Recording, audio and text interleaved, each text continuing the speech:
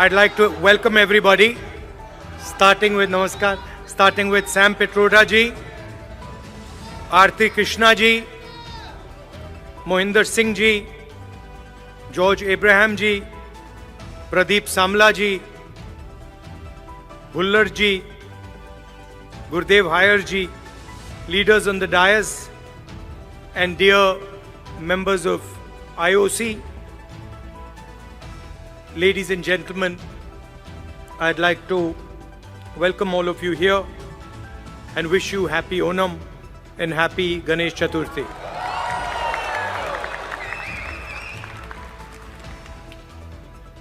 I was listening to Mohinder ji's speech, and he was describing in detail what the job of the leader of the opposition is. He said, opposing the government in parliament. He said, not letting them run a dictatorship. And he gave a list of 3 or 4 things that define what a leader of opposition is supposed to do. This is true. One can say that those are all elements of the job. But while he was speaking, I was thinking to myself, actually, that is not really my role. Those are maybe my responsibilities. But my role is broader and bigger than that, and in many ways simpler than that. And while he was speaking, I thought to myself, if I'm going to speak to people of Dallas, I need to be clear about what my role is. And so I'd like to tell you that I believe my role is injecting the values of love, respect, and humility in Indian politics. I think what is missing in our political system and across parties, love, respect, and humility. Love to all human beings, not necessarily only of one religion, one community, one caste, one state, or to those who speak one language. Respect to everybody who is trying to build an India, not just the most powerful, but the weakest.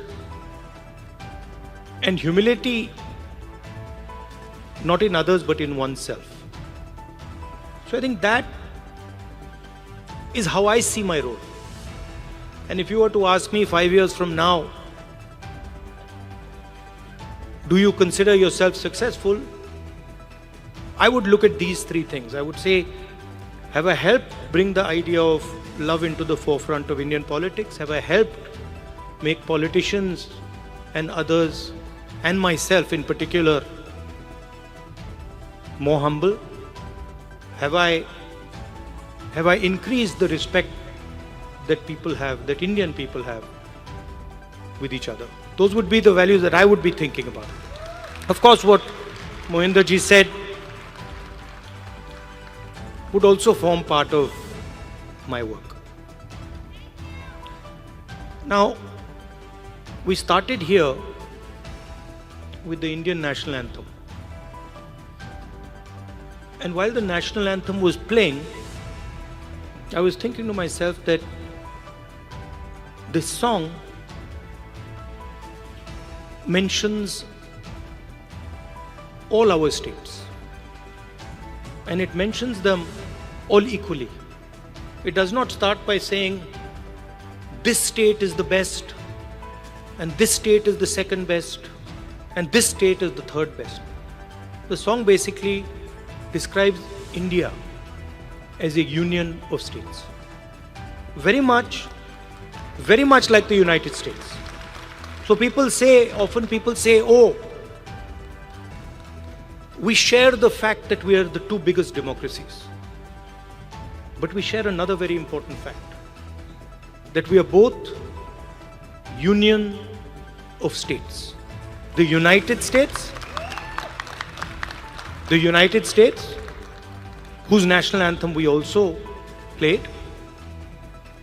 and in our constitution, it's clearly stated, India, that is Bharat, is a union of states. Which means, just like in the United States, no state is superior to any other state. No religion is superior to any other religion. No language is superior to any other language. My brother who's wearing a turban there deserves the same respect as somebody who doesn't wear a turban. We cannot say, look, we don't like him because he wears a turban, and we like him because he doesn't wear a turban. Or, he speaks Tamil, so we don't like him. And he speaks Hindi, so we like him. Or, he speaks Malayalam, so we don't like him. Right? And so Telugu. Right? Because when we say Telugu, we are not just saying language. Embedded inside Telugu is history, is tradition, is music, is dance, is food, is everything. So if you say to the people of Andhra Pradesh that, look, Telugu is not as important as Hindi, you're insulting the people of Andhra Pradesh. Because you're saying to them that your history is not important, your tradition is not important, your food is not important, your music is not important, your forefathers are not important. And this is the simple battle that is being fought in India. The RSS believes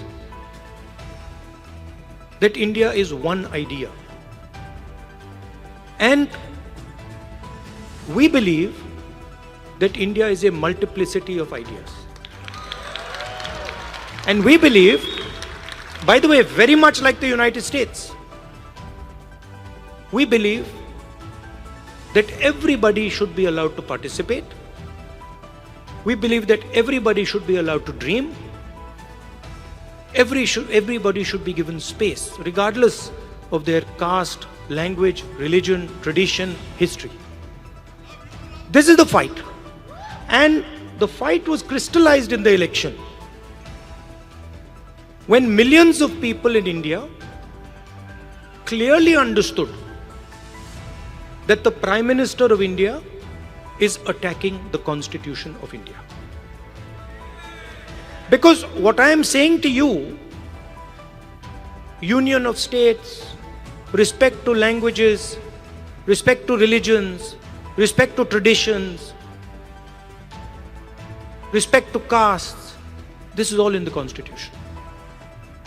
Every single word that I have said to you is in the Constitution. The foundation of modern India is the Constitution. And what people understood in the election clearly, and I saw it happening, when I used to raise the Constitution like this, people understood what I was saying.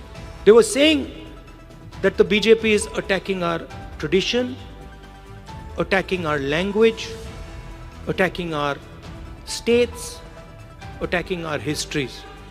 And most importantly, what they understood was that anybody who is attacking the Constitution of India is also attacking our religious tradition. Right? And that is why in my first speech in Parliament, you must have noticed, when I described Abhay Mudra, the fact that this is a symbol of fearlessness and it is present in every single Indian religion. You can look, you go on the internet and you can see every single Indian religion. Guru Nanak ji holds his hand like this. Shiva holds his hand like this. Every single Indian religion, the hand is a symbol of fearlessness. And when I was saying this, the BJP could not stand it. They don't understand. And we are going to make them understand. You see, and the other thing that happened that was very beautiful, that in fact I was amazed that it happened so quickly, was that fear of the BJP vanished, disappeared, gone. And we saw that immediately, within minutes of the election result, nobody in India was scared of the BJP or the Prime Minister of India. So these are huge achievements, not of Rahul Gandhi or the Congress party. We are peripheral. These are huge achievements of the people of India who realized, of democracy, of the people of India who realized that we are not going to accept an attack on our constitution, we are not going to accept an attack on our religion, we are not going to accept an attack on our states. Now finally, I'm speaking to people in Dallas.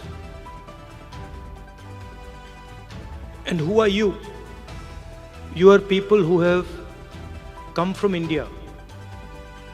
And the values that I have been describing, values of the constitution, values of respect, values of humility, you carry them inside your heart. You have them in your blood.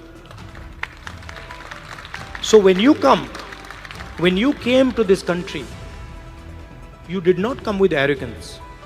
You came with humility. You did not come with hatred. You came with love and affection. And you did not come with disrespect, saying that, we are come to America and who are these people? We'll show them. No, you came with respect. So inside your heart is respect, is love, humility. And you are our ambassadors in one way. You're the bridge between these two unions. United States of America and Union of States, which is written in our constitution. And so you have a very important role, because the relationship between these two unions is going to determine the future of both these unions. The United States needs India and India needs the United States. It's a fact. We cannot get away from it. So you have a very important role of being the bridge between your old home and your new home. Right? And in my view, you should travel freely between these two homes, and you should bring the idea of India to the United States and the ideas of the United States to India. Sam said that I had promised that I will go to Dallas. And it's true. But I would like to say that our trip was supposed to be longer, and we were supposed to go to New York, Washington, California, and Texas, and Chicago. And then we had to shorten the trip. And so I told Sam, look, I have promised the people of Dallas, so we have to go to Dallas. And so we included Dallas in our itinerary, and I think it was a very good idea. 100%. We'll come to Chicago. Love you. And we included Dallas, and I think it was a very good idea because Dallas is thriving, Texas is thriving, a lot of technology is moving here, and I can see that all of you are doing a tremendous job in raising the flag, raising the Indian flag here. So I'd like to thank you. And I'd like to also tell you that it's important that the ideas you carry of humility, of affection, of respect, you spread them in our community here and also among the people of India. Thank you very much. Namaskar.